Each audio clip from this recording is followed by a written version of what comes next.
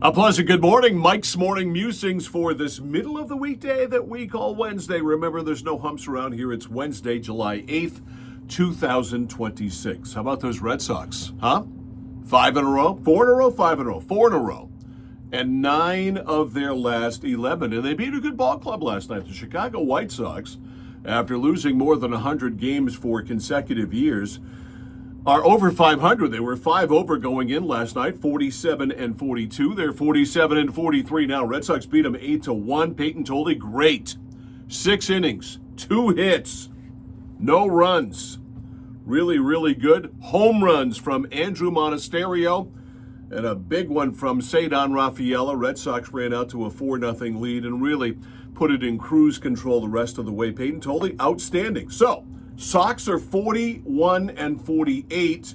It's their best record in a while, 7 under 500. And there's still a 4 out, that is, in the wild card in the American League. But here's the thing.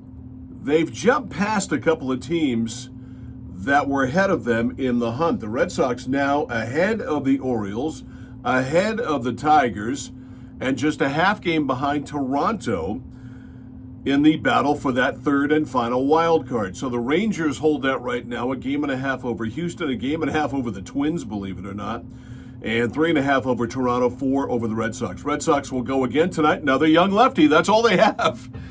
It is going to be Jake Bennett tonight against Davis Martin, a good young right-hander for the White Sox, who's 9-3 with a 3.08 ERA. 7:40 tonight. It'll be on NESN. But I haven't been able to divorce myself from the Red Sox. The old line from The Godfather, just when I thought I was out, they pull me right back in. I'm sort of in, I guess, right now. So all I ask from the Red Sox every year, I'd love to have a World Series, is to keep me interested, and they're certainly keeping me interested. All right, Jayson Tatum hasn't said a word since Jaylen Brown was traded, but he said a word yesterday. He was promoting his book in Newton, Mass. yesterday in a Q&A with Howard Bryant. Don't get me started on him, but anyway, the book is called Baby Dunks a Lot, The Day Basketball Stopped Bouncing. That's Tatum's new book. Here's what he had to say about the trade. Quote, "To be honest, it's weird. It's weird. You play on a team with a guy for 9 years. I was fortunate enough to go to the finals with him twice and win a championship and push each other to be the players that we are today." So he said that. The NBA, he went on to say, is an incredible business. It's an incredible job. But there are some downsides to the business. And moments like this, where you just kind of feel like you're going to be on a team with somebody because that's all you know. And then it's just like one day you find out they're no longer on your team anymore. And we're all humans. We feel all those emotions. Going into the facility and knowing that you have different teammates and somebody that you've been to war with essentially is on a different team. I watched him say this. The video is available all over the internet. And it was very matter of fact. I mean, I don't think he delivered it with a tremendous amount of emotion or feeling. I think there's always been something between these two. I'm not sure how thick it is. Some people think it's really thick.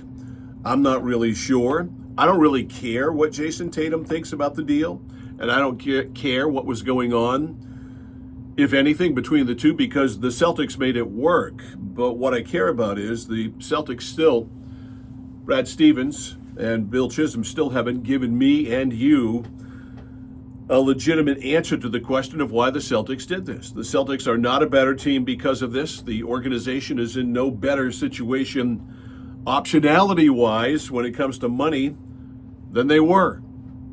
I still don't get it. They got very little in return for a very good player. You didn't have to make the deal now. Why'd you do it? Charles Barkley and I have something in common. Neither of us went to the Taylor Swift Travis Kelce wedding. The difference is Barkley actually got an invitation. He declined the invitation. He said, "I did get an invite and I politely declined because I thought it was going to be a crap show. I love Travis and Jason, the Kelces, and I've only met Taylor one time, but yeah, I did get an invite, but I said, that's just too much. I just want to hang out and play golf. I don't want to dress up and all that other stuff. But I appreciate the invitation. It was pretty special. I like that. So Chuck got invited to the Taylor Swift wedding and politely declined because he wants to hang out, not dress up, and play golf. I think we're all in the same boat. Red Sox and White Sox tonight. Sea Dogs got rained out yesterday. They'll play 2 tonight down in Manchester. Have a great sports day. It's supposed to be a beautiful day. It is, as I do this morning around 7 o'clock. Have a great sports day. See you back here tomorrow.